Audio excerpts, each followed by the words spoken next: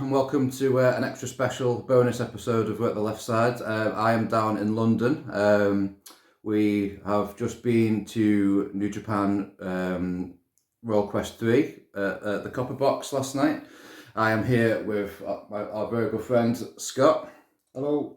Who's been very kind to put me up for the night, and no worries.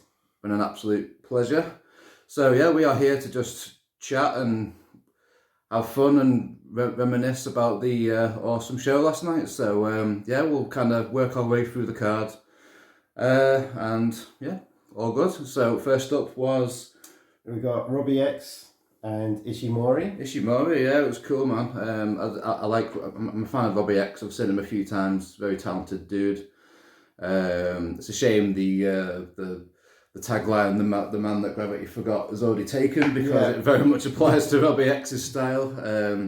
The guy is awesome, and it was cool to see Ishimori. Yeah, very cool. Yeah, I'm quite new to Ishimori, having only been into like New Japan for like the past 18 months or so. So from what I've seen, I like a lot, and yeah, it was good fun. Yeah, he had a good presence. He played a great heel. The crowd were on him. Wanker. Yeah. Wanker. I think it was his introduction to some new English words. Yeah. He really interacted well with the crowd. The Copper Box is a great venue. Yeah. So cool. Everyone was up for it and it was a great way to kick off proceedings. Robbie X is really adept at doing that, and they had a really fun match, and we're looking forward to seeing more of Ishimori. Yeah, cool. Going forward, and he's back. Right, it seems like he's the next in line for Hiromu Takahashi's WGP Junior Heavyweight title. So yeah, we'll see if that actually how that pans out. So cool. Yeah. That was quite a short match, really, wasn't it? Yeah. Like 6 7 minutes. Yeah, kind of flew by. Lots of action,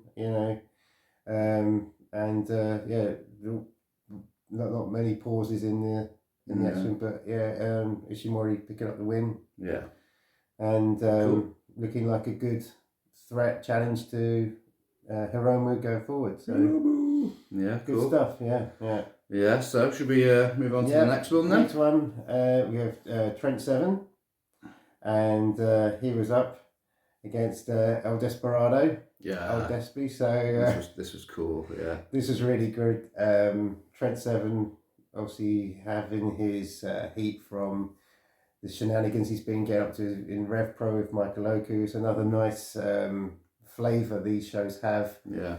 Is like the Rev Pro talent and the New Japan, the stories aren't forgotten. They're kind of woven in to the New Japan telling of things, and Trent Seven straight away picking up a chair. Yeah. Leading to like an opening of him and El Desperado having a duel with chairs, which was great fun. And again, another really good fun match. It was, yeah, it was cool. I do dig Trent Seven's heel character. It's good fun, and really fucking cool to see Despe live. Yeah, like an absolute legend of the business and stuff. One of those people that you kind of think that you might not ever get the chance to see, but lo and behold, there he was. Yeah, it was another. This one went about 10 minutes, maybe. Wasn't so long, but wasn't so short either. No. That's what she said. So yeah, the whole show was kind of bish bash bosh, wasn't it? Like really straight on with business. Yeah, we'll probably come back to this a few times in this episode, but it really had a great pacing. The action didn't really let you. There wasn't any time to get bored or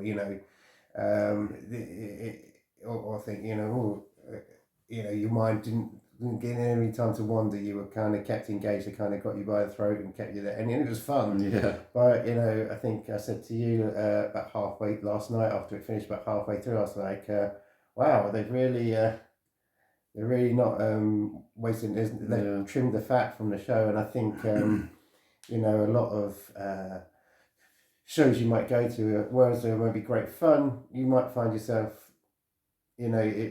it sometimes can be a bit of an endurance if every match is a 30-minute, and not every match has to be 30 minutes. And I think people are kind of getting back to that, just because you've had 2 10-minute matches and they've done exactly what they needed to do. They've got the crowd hyped up. Yeah. We've seen some, major stars already, and everyone's having a good fun, and it's setting off to like a breakneck speed, and really good fun match. So it was, very much. Next one. We've got Desperado. He beat Trent. Oh, didn't he? yeah, of course. I believe he did. Yes. Yeah. Trent got very upset and dashed someone in the front row's pint. Oh, yeah. So that was £6.90 down the toilet. So God damn. one thing Copper Box could do is, I know we're in a financial and all that, but £6.90 for a sausage roll and £6.90 for a pint. We went hungry and thirsty, but so again, it's a good thing it went fast, so we could get some food on the way home. Yeah, very much so. We got Luke Jacobs and Yota Tsuji next. Yeah, dude. So this was one of my most anticipated matches of the evening. I'm a big proponent for Yota Tsuji. He's been coined as like the next big guy in the New Japan, which is good. It's like very exciting to see how his character and how his career is gonna unfold and stuff, because he's just gone back from excursion within the last year or so, and he had a great match with Will Ospreay a couple of weeks ago in Japan. That was I think Uncle Dave gave it the old 5-star jobby or whatever, but there you go. Whatever, like. It was great. It was great fun. And Luke Jacobs, for the British wrestling scene to just keep producing like so many talented people, dudes and dudettes and stuff. But like Luke Jacobs definitely stands out from the rest because his style is just brute in your face. Yeah. Kind of regal style, old school. Just seeing him like going toe to toe with Ishii. Yes, last month. That was great. Or back in August, and now against Tsuji.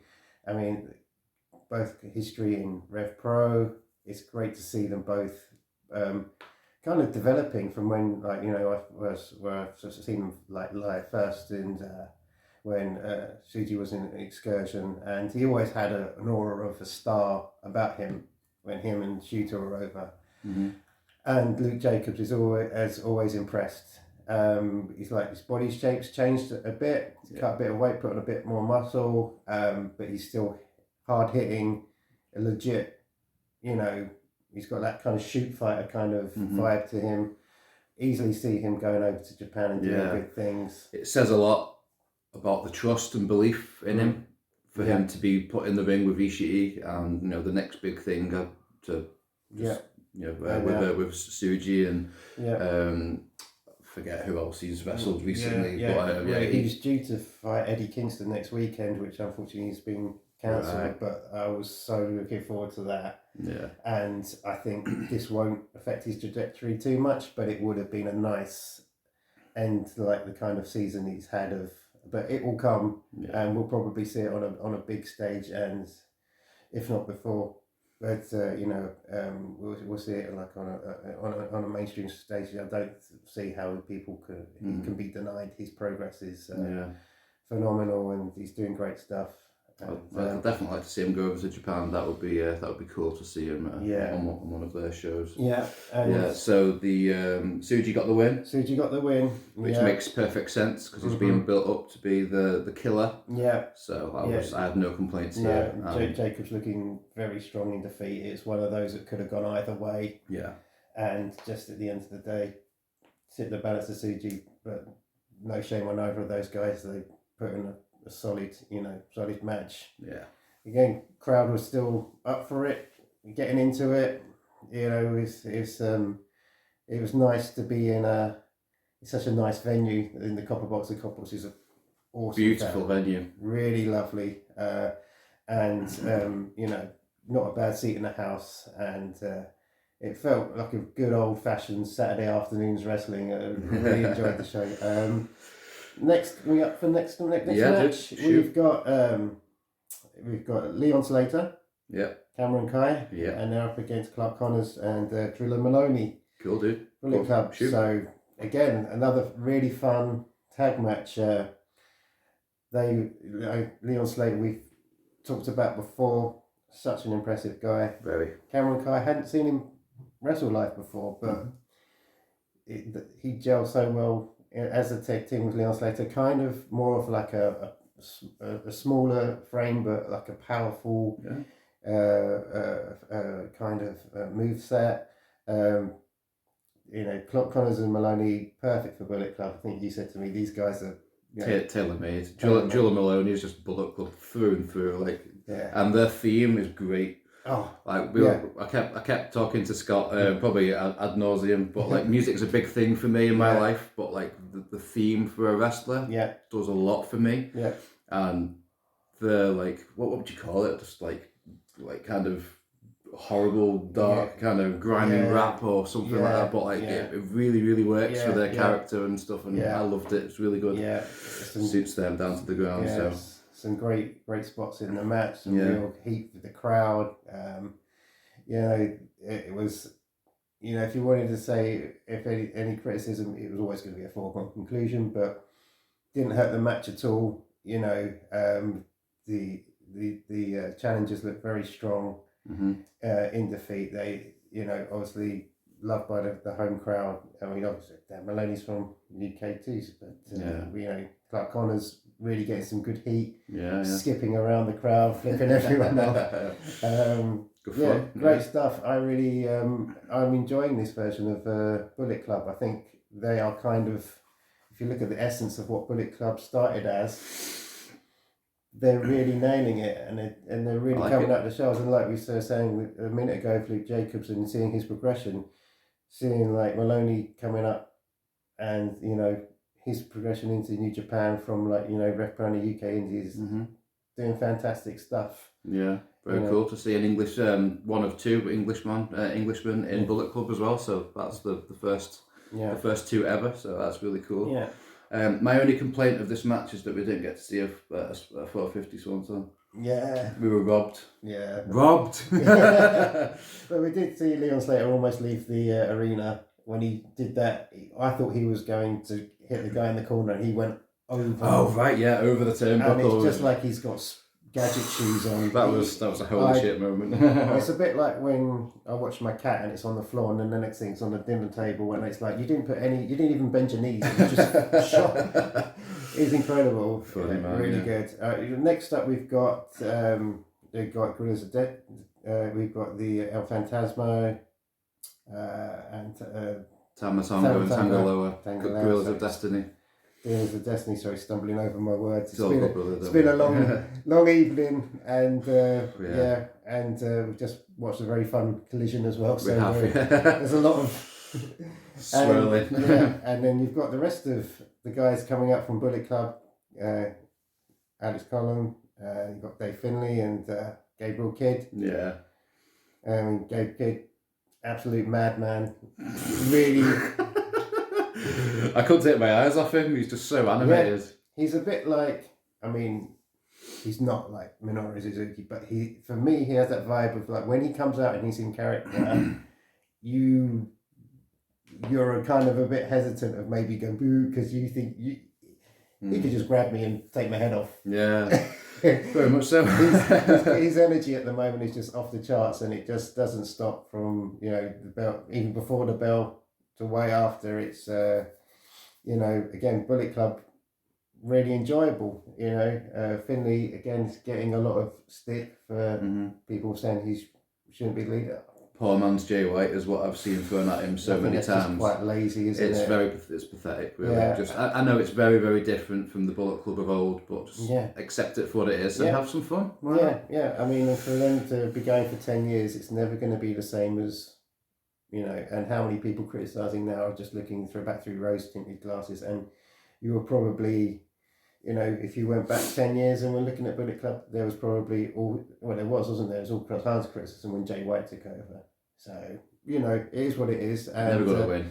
No, but Can't win them all. Really fun match. ELP, great stuff. Yeah. The guys in the Gorillas having really good fun with the crowd. It really picked up in the second half. I was saying to my man that, the first half we were kind of taken out a little bit about it because we had some, let's say, some excitable guests behind who were talking about wedding dresses, and I don't want to spoil the enjoyment of this show as well, but when you go to a wrestling show and there's people that, and you're kind of like, you paid 70 quid. You could have done this in the Weatherspoons down the road. So. Yeah.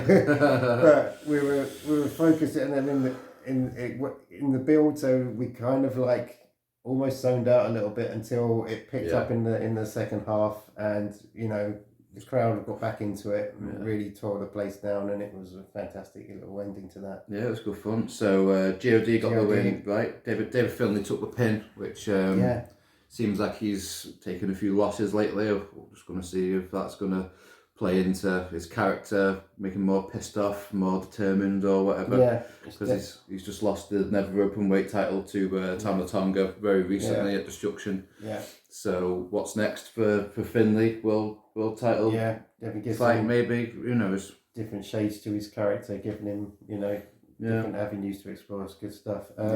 Next up, I'm smiling because I'm just seeing this little face pop up. Great Okan and Akira. And up against Ren Narita and Shooter Umino. How do they coexist? But he turns up perfectly well. Seems to be doing well, yeah. So before the show, we were sat outside a bar, just having a drink in the sunshine. Yeah. And we were laughing about how Great Okan had posted on Instagram about going for a testicle massage, and it's just completely on brand for Great Okan to do such a thing. So then we were just loving Great Okan on the show. Funny as we were having a little bit of inside baseball by saying that Okan's obviously got the advantage because he's got very relaxed scrotum at the moment. It's kind of almost an unfair advantage. It's almost like Lex Luger and the steel rod.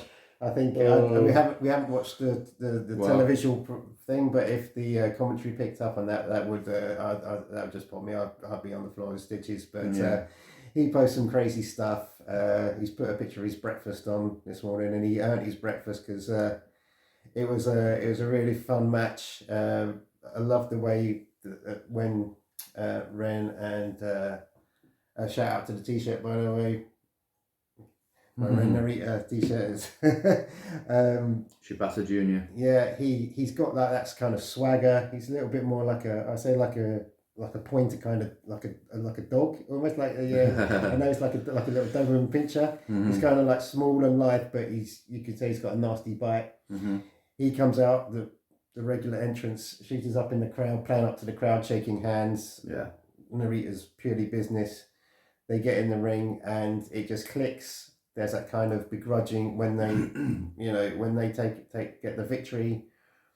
I don't particularly get you. You don't get me, but let's shake hands. They both went their separate ways. Mm-hmm. They come together for the matches. They take care of business. I really enjoy that kind of stuff. Yeah, I enjoyed seeing them both together as well because they were beating the absolute piss out of each other in the G1 and beforehand, and since then they've had like a friendly rivalry for quite some time. So it's like a partnership formed out of respect, really. So it's quite cool. Yeah. And these are two guys that are going to be a very big deal for New Japan in the future. So Shooter is definitely a world champion. And it will happen eventually. So cool. And it had also like Shooter almost playing to a home crowd in that him and CG post excursion.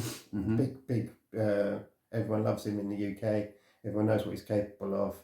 And again, we're saying this word again, like progression, and I think it's good thing about these shows is like, you everyone will know as a wrestling fan. Sometimes you worry, what about the future? What about the future? What about the names? And we've mentioned progression and the future a lot more than we've been dwelling on names of the past or resting on it. So sometimes you just kind of like, it's looking good, but we've got some classic characters in the next. So who got the win in that match? Oh, sorry. It was the Narita and was it? Shooter. Yeah. I struggle to remember. There was a lot to process last night, including this match coming up next, which was just like mind blowing to see. We've got Sonata and Doki, and they're going up against Naito and Bushi, and the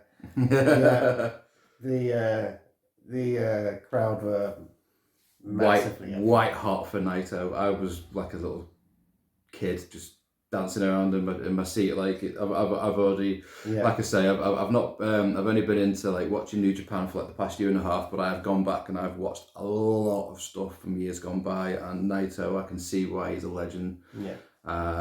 Yes, he doesn't move quite as smoothly as he once did, but like just let's just enjoy the dude while he still does it. And he had the crowd in the palm of his hand, and it was wonderful. So good. So much charisma there. Yeah, he's really, he's, he can just with the smallest gesture affect a room of like 4,000 plus people. Yeah, great. Bushi had a really cool mask with the Union flag on. Sonada, looked amazing. Looked $1 million coming out. Looked like a really, strong champion. We've got the Doki Choki. Doki Choki! And, whoa, the Doki Choki! Crowd were massively into that. You had a post-match, Naito and Doki picked up the win, didn't they? They certainly did, yeah. And then Naito asked Sonada to get back into the ring, and they're having like a little conversation, and then suddenly Naito ducks out the way, and then Bushi missed Sonada, and then that's that. A little bit. I felt, my heart always bleeds for Sonada because he's a great wrestler. He looks the part, but then you kind of see him getting missed, and even I'm sitting there in my LIJ cap. I'm like, poor old Sonada, just misting, trudging off, but he'll be back, and it was a great little way to end that segment. It was a cool little preview of the Wrestle Kingdom main event as well. I was thinking that at the time we're kind of seeing like a little mini Wrestle Kingdom in our back garden. Cool, very cool. Yeah. Another reason, like, if anyone gets a chance next time, if they're a little unsure about going to this show, well worth the effort. They put on a great show. Them and the ref, because there was a lot of Rev Pro guys at the show helping out. They very professional, super good show. Next. My match I was looking forward to the most: Tanahashi, Eddie, Michael Oku, and you've got a United Empire, Hanare, Jeff Cobb, TJP. Again, great stuff. The crowd were massively into Eddie. Like I think you said, and I was a bit the same. We were hoping that they might get individual walkouts because Oku, Eddie, and Tanahashi have got great individual walkouts, but they all came up to Michael Oku's theme. And he kind of led the charge. And as the champ of Rev Pro, it made good sense, So that's fair, for time constraints as well. And I just think, just the everyone would have loved to have seen, Eddie in like maybe a singles match also next week. So I think it can't be helped. The guy's got a massive workload on, but all three guys put in a fantastic match against United Empire. There was some humour in there. There was, some great hot tags. Eddie knows how to work a crowd for sure. And United Empire works so well. Like Jeff Cobb, seeing it's one thing seeing Jeff Cobb do the standing moonsault on TV, but it's a completely different thing watching him do it in real life, and it's a holy shit moment for sure. It's incredible. And don't sleep on Hanare.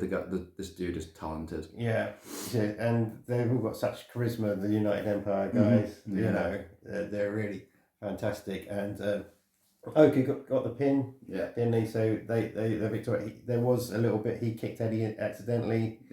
Whether that's going to lead to anything in maybe an AEW Ring of Honor with, I always like to see the promotions I follow working together, and Michael Oku looking great in this, and a good way to close out 2023 for him. My first time seeing Michael Oku, and it did not disappoint. No, top guy. Then we had we're still in Tomohiro Ishii. Wow. Shingo Takagi was still hurting from this one. It was amazing. It was incredible. It was just... When you consider these guys' styles, you kind of know exactly what you're going to get. And it's going to be beating the absolute piss out of each other, selling, building the story, it was wonderful. It was an absolute piece of art, this match. Like, I loved it. I was absolutely, I don't think I blinked for about 25 minutes. It was just tremendous. Great selling from Ishii. Yeah. Shingo kind of led the match. But yeah, just heavy hitters. Just, love it. I love it. Yeah. Big fan of Shingo. Guy's one of the low-key best on the planet, like, for sure. So this was fucking cool. Crowd were massively into this. Both guys. Even like as we alluded to, some people in the crowd weren't particularly interested in being there. But even they were like, we could hear them like, holy, what? They're going to kill each other. They were worried for these guys. And I was surprised heads weren't popping off and flying into the third, sixth row because there were some big strikes in that. Some serious tit strikes, that's for sure. Like, some implants to go flying. I mean, he's one of my favourites. He never disappoints. He's just great. His whole demeanour, his walk, his everything is I have no neck. Shingo picks up the victory, but again, it could have gone either way. It wouldn't have been disappointing. Obviously, we need Shingo to because of what happened after the match, and to let you talk about that. But it was absolutely awesome. Loved it. If you're going to watch one match, don't watch two, watch this and the next one, and actually just watch the whole thing. It clocks in about 3 hours, but it will feel like you've been watching it for 30 minutes. It was like, like when you watch a really good movie and you look and you think, oh, that's got a 90-minute runtime. It was like the 2.5 hours, and you're like, wow. Yeah, for sure. It was all killer, no fill, and this was a really good setup. It was a good match to have after the lineup of the matches just flowed really nicely, and this by this time you're kind of in danger of, I think if you didn't have a headline match main event like we had, you're in danger of burning out the crowd with a match like this, because it was, everyone was feeling every one of those seconds they had in the ring, but it was great. So Shingo got the win, and then after the match, I think Shingo was trying to shake Ishii's hand, but then Ishii didn't want to, so they ended up just kind of headbutting a couple of times, something to that effect. But then Ishii rolled out and went into the back, and then Tama Tonga comes out and offers respect to Shingo and says, we have unfinished business, and offered him a match for the Never Openweight title. So I don't know when that match is going to take. Was it, say, Osaka? It's possibly Osaka. There's talk of that Osaka as being the next big match, and that's going to be. I'm not sure what show that is, but so hopefully that's soon. And so again, something to look forward to. Yeah. So that brings us on to the main event. I've got a couple of minutes left of video life on my phone. So cool. Yeah, really good match. Will Ospreay, Zack Sabre Jr. Loved it. Love letter to British wrestling. Unreal. I've never seen, I think several times during the course of the show I said to you, I've never seen that before in a wrestling match. Yeah, wow. And, Ospreay with his strikes, Zack Sabre with his submission moves, catching Will out, Will catching Zack, back and forth, catches. Reversals, many reversals. It's like, again, I said earlier on, Saturday afternoon wrestling, watching World of Sport, this is like the 2023 version. It felt classic, timeless, and the future, everything you could hope for. Amazing. It was absolutely just mind-blowing, to be honest with you. Like, I'm a huge Zack Sabre Jr. fan. He's probably my favourite active wrestler. This is my first time seeing him live. It was everything and more. Him and Ospreay have such incredible chemistry. They just know every single thing that they're going to do telepathically. It was wonderful. Lovely video package before playing into their history, how these guys are kind of like been the kind of torchbearers for the UK scene, how they become two of the best in the world, and it's like, who's going to be the best? And even at the beginning, it's like, whoever wins is still going to be an open question, because again, this is another match Ospreay picked up the win, could have gone either way. And that's what I loved about this event, is that so many matches had that kind of fight feel where you got two very evenly matched sides. and there's just millimeters in who picks up the victory, and stories can finish there or they can go on. And Ospreay, after sent the crowd home happy. Yeah. Someone in the crowd had done a fantastic sign with attendance 81,035, which he loved and showed off. Yikes. He's like, just for me, this is the real number. And I'm like, that's all I need. That's the number I'll stick with. But it's refreshing to see, people can laugh and enjoy wrestling and poke a bit of fun of it without it being super serious and everyone having to be at each other's throats and everyone just being in a room. Yeah. There was so much love in the room for wrestling. It's like, while we're all here, regardless of the acronym that precedes it, it doesn't matter. These guys went out and they gave it everything. He did want to call out his next challenger. He asked for a sexy Japanese bee. Yeah. And he got one. Yeah. Yeah. Shooter came out. He wants that challenge. Will really wanted to know if he was up for it, because he's already beaten him several times. Three times, was it? Yeah. Do you want to make it 4? And Shooter was, well, you asked for a sexy Japanese bee, and here I am. And Will tried to dissuade him, to which he responded. Do I do the Japanese accent, or do I just say it? Maybe just say it. Right, yeah. So Shooter came out with "Shut your fucking face, Uncle Fucker." Yeah. Which was just like, did that just happen kind of thing? I think Will was trying hard not to crack up. So he had to go to and he said, "Who taught you that?" And he's like, the reply was John Moxley. So again, John Moxley getting a swear again, even when he's not on the show. Tremendous. But again, chants of mocks from the crowd. Will then agree to the match with Shooter on the proviso that Moxley fights Great O'Khan in Osaka. Wow. Very cool. Bring it on. Amazing. Yeah, for sure. Yeah, really good. The thing though, with Ospreay already having defeated Umino 3 times, Ospreay's contract's supposedly coming up. Well, not supposedly. He said it himself. It's coming up in January. So, he'll have to drop the title at some point. Yeah. So then that begs the question: is Shooter going to get the huge win? Yeah, and it looks like it could be his time. Yeah. Oh, that spurs something between him and Narita.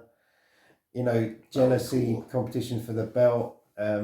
It's again so many possibilities, and a great way to close the show. The crowd's singing their hearts out of this time.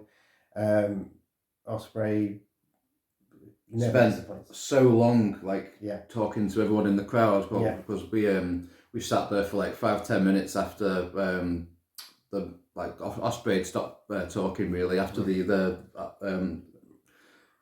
United Empire had had a pose and pictures taken and stuff like that, and then we sat there for like 5-10 minutes before we all made our way out, and then we went to the toilet and looked for some food, and he was still literally doing the rounds as we were being ushered out of the building. Yeah, having selfies with the guys in the crowd, and the event stuff, like, get out.